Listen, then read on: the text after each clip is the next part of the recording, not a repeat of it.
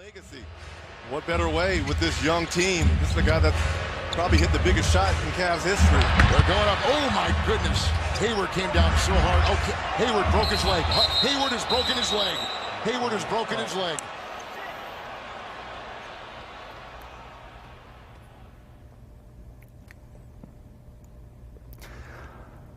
Like, I wouldn't want Bernie or Charlie to go through that, so sorry. It's okay.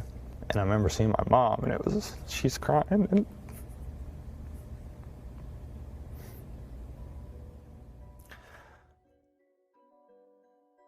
in the case of Gordon Hayward, he clearly was not healthy. He clearly was not ready. He clearly was somebody that did not belong on the basketball court, arguably, and damn sure did not belong in the starting lineup.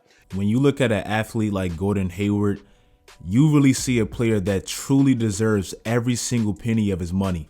I love Kawhi Leonard's game, but all this sitting out when he's healthy, that makes me not even want to buy a ticket to an NBA game anymore. Meanwhile, you have a player with Gordon Hayward who signs a $127 million contract, breaks his leg 6 minutes into a new season with his new team, and truly worked his ass off not to miss any more time than necessary. Never forget this. Without him and Kyrie Irving, that Boston team went to the Eastern Conference Finals and Game 7. It would have been very easy for him to kind of stall his rehab because it wasn't like the team was in dire need of his services. They were pretty stacked. I mean, you can just see the work he put in not to miss any of the new season, and he took a lot of criticism for it. Many idiots on Twitter and on public media almost made it seem as if he stole money because he wasn't the player he once was 12 months after breaking his ankle. What else do you want from the guy? I mean, he even admitted he felt like he wasn't quite the same when he first came back. He said he went up to try to block a shot and came down on that same ankle, and he felt a little weird about it because he did break his ankle. People have to understand, once you suffer a traumatic experience like that, whether it's in sports or even outside of sports, if I got in a car accident, of course my physical part will be taking a punishment, but the mental part can be way worse. Do you think if you were driving and you got in a major car crash and damn near lost your life and you had to go through all this therapy to learn how to walk and get your body back right, do you think the next time you get behind the wheel, you're going to be the exact same? Hell nah, it's going to take a major toll on your mental. This year, with 1 year of growing pains behind him and all that, you can really see the old Gordon coming back, and we can truly never understand exactly what he went through behind the scenes to get where he is right now, but all we can do is appreciate it, so I'm happy for Gordon Hayward.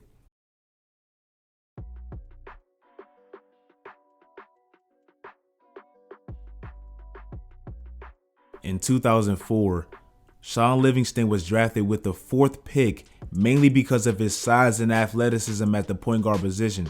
As Magic Johnson tweeted, he was really supposed to be the next Penny Hardaway type player.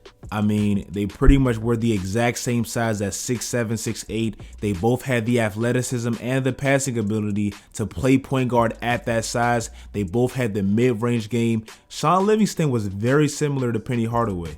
His first 3 years weren't the greatest statistically, but who knows what he would have become. And mind you, I say would have because on February 26, 2007, Shaun Livingston went up for a regular routine layup, nothing too spectacular, and he ended up tearing his ACL, PCL, MCL, and basically caused serious damage to every major part of his knee. I mean, at just 21 years old, he literally had to learn how to walk again. Forget playing basketball, that's just a sport. He had to learn how to walk. And sadly, after that, that was his last game as a Clipper, and he bounced around from team to team, basically trying to find someone that valued what he brought to a team. This man had a stint with 9 different teams, 1 D-League team, and got waived 4 times before he finally, and I mean finally, found a true home.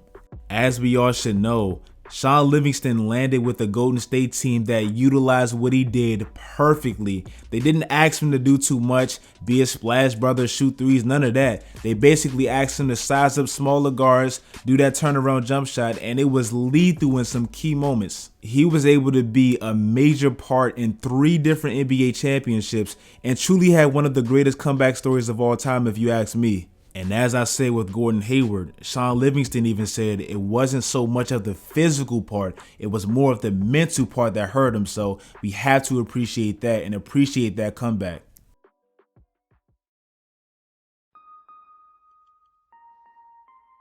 This is one of the byproducts of great players competing. He tried to block James Harden's shot, but be interesting. I don't think the players would want to keep playing right now. If you look at their faces, Fran, I don't think there's. Yep.